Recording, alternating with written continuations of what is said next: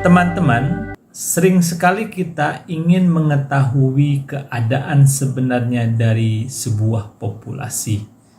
Dalam hal ini berarti kita ingin mengetahui bagaimana sebenarnya parameter yang ada di populasi tersebut. Tentunya terkait dengan variabel apa yang kita sedang teliti. Namun demikian, karena berbagai keterbatasan, maka mendapatkan informasi dari parameter itu tidaklah mudah. Dalam statistika, hal yang biasa dilakukan untuk mengatasi ketidakmudahan ini adalah dengan melakukan penaksiran. Dalam video ini akan dibahas apa itu penaksiran, jenis-jenis penaksiran apa yang ada. Mari teman-teman kita bahas tentang apa itu penaksiran titik, dan apa itu penaksiran interval. Di awalnya kita berhadapan dengan populasi. Berarti kalau berhadapan dengan populasi, kita berhadapan dengan keseluruhan objek yang dibatasi oleh kriteria tertentu. Misalnya populasi penduduk Kota Bandung. Berarti mencakup semua orang yang tercatat dalam daftar penduduk Kota Bandung. Kalau misalnya jumlah penduduk per 31 Desember 2019 ada sebanyak 2.683.250 orang, maka 2.683.250 orang inilah yang disebut dengan populasi seluruh penduduk Kota Bandung. Misal lain, kalau kita membicarakan populasi mahasiswa universitas terus maju, berarti kita membicarakan hal yang mencakup semua orang yang tercatat dalam daftar mahasiswa universitas terus maju tersebut. Kalau jumlah mahasiswa pada tahun ajaran 2019-2020 sejumlah 25.068 orang, berarti 25.068 orang inilah yang kita sebut sebagai populasi seluruh mahasiswa universitas terus maju tersebut. Misalkan ini adalah populasi lain lagi yang kita hadapi. Ini adalah populasi penduduk kota X. Katakanlah berjumlah 15.055 orang. Kalau kita ingin mengetahui rata-rata berat badan seluruh penduduk, berarti bagaimana caranya? Kalau kita berbicara seluruh penduduk, berarti kita harus mengetahui berat badan penduduk pertama, misalnya 55,5 kg. Berat badan penduduk kedua, berat badan penduduk ketiga, berat badan penduduk keempat, berat badan penduduk kelima, dan seterusnya. Sampai berat badan penduduk ke 15.055. Kalau semua berat badannya kita ketahui, maka kalau kita cari rata-ratanya, kita menggunakan rumus mu. Ini sebagai simbol yang umum digunakan untuk rata-rata dari sebuah populasi, sama dengan 1/n besar, karena ini adalah jumlah seluruh unit atau jumlah seluruh objek yang ada di populasi. Umum disimbolkan dengan n besar. Jadi sekali lagi sama dengan 1/n besar kali sigma xi. Jadi xi ini mencakup dari penduduk pertama sampai penduduk ke 15.055. Misalkan kalau kita hitung, diperolehlah rata-rata berat badan dari populasi tersebut adalah 52,75 kg.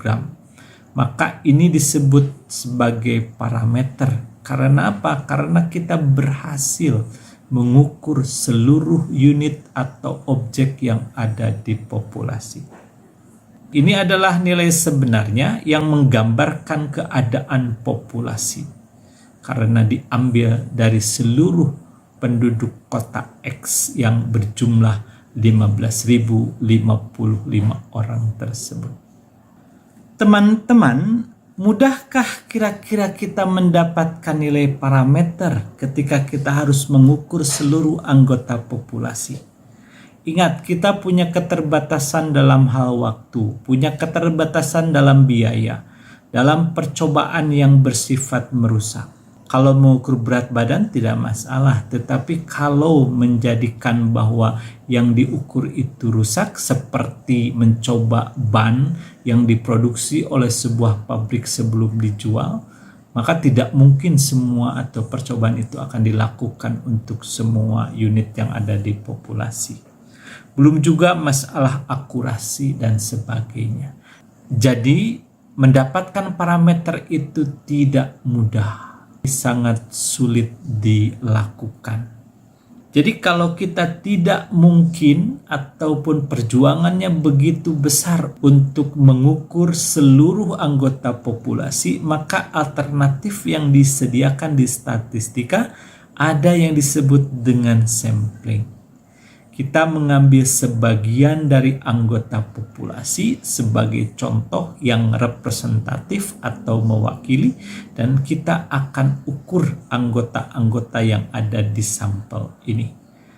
Misalkan kita ambil sampelnya sebanyak N, N-nya N kecil sebagai simbol yang biasa digunakan di sampel. N sama dengan 75, berarti sekarang kita hanya berhadapan dengan penduduk pertama pada sampel, penduduk kedua dalam sampel, penduduk ketiga dalam sampel, dan seterusnya sampai penduduk yang ke-75 dalam sampel. Ini lebih memudahkan kita daripada kita harus mengukur sebanyak 15.055 orang penduduk tadi. Nah, dalam sampel perhitungan rata-ratanya walaupun rumusnya sama tetapi simbolnya berbeda. Kalau tadi mu sekarang menjadi X bar. X bar sama dengan 1/N kecil kali sigma XI. Misalkan kalau kita hitung berarti kita akan memperoleh rata-rata berat badan dari sampel. Didapatkanlah 53,85 kg. Ini kita sebut sebagai statistik. Bagi teman-teman yang sudah mengikuti video apa bedanya statistika dan statistik, tentunya sudah paham dengan hal ini. Jadi statistik dalam pengertian kedua yaitu nilai atau ukuran yang diperoleh dari data sampel. Sedangkan pengertian pertama, statistik itu adalah sebagai kumpulan data baik berupa bilangan maupun non-bilangan yang menggambarkan suatu keadaan. Jadi dalam kasus ini, statistik ini kita pakai sebagai nilai sampel yang akan digunakan untuk memperkirakan keadaan populasi yang tidak mudah kita ukur seluruh unit yang ada di dalamnya. Jadi tadi kita sudah punya informasi bahwa dari populasi ini kalau diukur semua akan didapatkan parameter dengan simbolnya mu. Jadi sekarang statistik ini dipakai untuk mencoba menggambarkan atau menaksir keadaan populasi. Atau statistik ini lebih tepatnya digunakan untuk menaksir parameter. Dalam hal lain, mu ditaksir oleh X bar. Teman-teman, jadi kita akan menggunakan keadaan sampel untuk menaksir bagaimana keadaan populasi. Jadi sampel itu menghasilkan statistik, sedangkan populasi memiliki parameter. Sebagai contoh yang lazim digunakan adalah X bar dipakai untuk menaksir mu, ini rata-rata sampel, dipakai untuk menaksir rata-rata populasi. S yaitu simpangan baku untuk menaksir sigma, simpangan baku dari sampel, sigma dari populasi. P untuk menaksir pi, ya. P ini biasanya adalah menyimbolkan proporsi yang diperoleh dari data sampel, sedangkan V adalah proporsi yang diperoleh dari populasi. R yang biasanya digunakan untuk menunjukkan koefisien korelasi dipakai untuk menaksir rho yang merupakan koefisien korelasi. Nah, teman-teman, mari kita pahami benar-benar apa sebenarnya penaksiran itu. Jadi penaksiran itu tiada lain penggunaan data sampel untuk menduga parameter dari populasi. Bagaimana jenis-jenis dari penaksiran itu? Yang pertama, ada yang disebut dengan penaksiran titik. Yang kedua, ada yang disebut dengan penaksiran interval. Kalau penaksiran titik berarti menggunakan nilai tunggal yang berfungsi sebagai tebakan terbaik atau estimasi terbaik. Untuk siapa? Untuk parameter. Sedangkan untuk interval berarti kita akan menghitung sebuah interval atau rentang nilai di mana parameter tersebut kemungkinan besar berada. Misal, kita akan melakukan pendugaan nilai rata-rata populasi. Jadi kalau menggunakan dugaan titik berarti kita akan mempergunakan penyimbolan lain. Kita baca ini sebagai mu topi, artinya mu taksiran, sama dengan 53,85 kg. Sedangkan untuk penaksiran interval misalnya seperti ini, 53,85 kg lebih kecil dari mu, lebih kecil dari 63,35 kg. Jadi kalau penaksiran titik hanya menggunakan sebuah nilai, kalau untuk penaksiran interval kita menggunakan sebuah rentang nilai. Ada dua batas, batas atas dan batas bawah. Kita contohkan lagi. Jadi kalau penaksiran titik untuk mu misalnya, ini parameter yang akan kita taksir. Mu sebenarnya misal adalah 50,25 kg. Kemudian akan kita taksir dengan mu topi. Misalnya besarnya adalah 50,25. Berarti ini taksiran titik karena menggunakan satu buah titik. Boleh jadi taksiran yang lain, misalnya mu-nya adalah 49,05 kg. Karena ini tidak sama, maka hasilnya akan kita bilang salah berarti. Karena apa? Karena taksiran yang kita punya tidak sama besarnya dengan parameter sesungguhnya. Demikian juga kalau kita punya mu topinya sebesar 51,75 kg. Ini pun tidak benar jawabannya. Jadi yang benar adalah ketika kita memiliki mu topinya sebesar 50,25.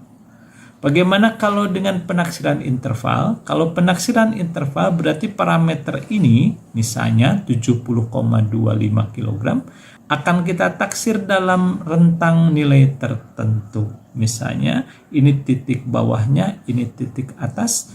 Misalnya dari 65,25 kg sampai 75,25 kg. Jadi dalam satu rentang interval. Jadi kalau kita menggunakan taksiran titik atau taksiran interval, maka hasil yang mungkin dari taksiran kita itu bisa benar atau salah. Seperti ini benar, ini salah, ini salah. Hanya ada dua kemungkinan. Kalau untuk taksiran interval, nanti hasilnya bisa di dalam atau di luar interval taksiran. Sebagai contoh, mari kita lihat ini. Tebak, berapa tahun usia saya? Kalau teman-teman menebak dengan tebakan titik atau melakukan penaksiran titik, katakanlah umurnya 22 tahun, bandingkan dengan menebak antara 20 sampai 25 tahun. Tentunya risiko salahnya yang ini lebih besar karena antara salah dan benar. Dan ini lebih mudah dilakukan dan risiko kesalahannya lebih kecil. Namun demikian, akurasi atau penghargaan tentunya akan lebih besar jika kita mampu menebak dengan tepat dalam satu titik. Tentunya menebak dengan satu titik lebih prestisius dibandingkan dengan interval ini. Apalagi kalau intervalnya seperti ini, antara 0 sampai 75 tahun. Ingat, semakin lebar intervalnya, kita akan semakin yakin kebenaran tebakan kita. Jadi peluangnya lebih besar. Namun, semakin lebar interval taksiran yang kita buat seperti ini, analisisnya semakin tidak istimewa karena pasti sudah benar dan itu tidak menjadi tantangan dalam statistika. Nah, teman-teman, misalkan sebagai contoh kita akan melakukan taksiran theta, katakanlah demikian, akan ditaksir dengan theta topi. Kemudian berarti ini theta ini kita sebut sebagai parameter dan akan kita taksir dengan statistik atau yang berasal dari data sampel. Ini adalah taksiran titik karena hanya menaksir dengan satu nilai saja. Apabila sebuah parameter kita taksir dalam bentuk interval, maka bentuknya seperti ini. Ini parameter yang kita taksir, kemudian akan berada dalam dua batas, yaitu A, katakanlah lebih kecil theta, lebih kecil B. Maka A dan B ini adalah merupakan fungsi dari statistik. Sebagai contoh, kalau ini adalah rata-rata populasi atau parameter, ya, ditaksir dengan X bar merupakan rata-rata dari sampel. Lalu kalau kita melakukan taksiran interval dalam kondisi nilai variasi populasi diketahui, ini salah satu bentuk rumus yang dipakai, yaitu X bar dikurangi Z alpha per 2 kali sigma per akar N lebih kecil mu lebih kecil sigma plus Z alpha per 2 kali sigma per akar N. Perhatikan bahwa ini merupakan fungsi dari statistik atau fungsi dari X bar.